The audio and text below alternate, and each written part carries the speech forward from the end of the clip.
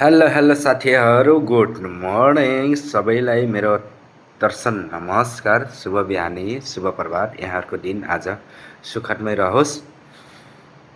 जय दिन, जय होस् सबैको। मेरो चाहिँ आवाज अलि ठिक भएको छैन।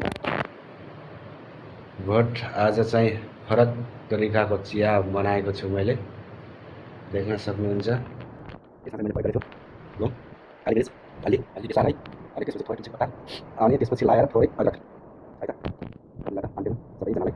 गुड मर्निङ, शुभ बिहानी। यहाँको दिन आज सुखद होस्। के भयो हौ, यो आँखाबाट र यो नाकबाट पुरै पानी छोडेको छ हुन्छ यार।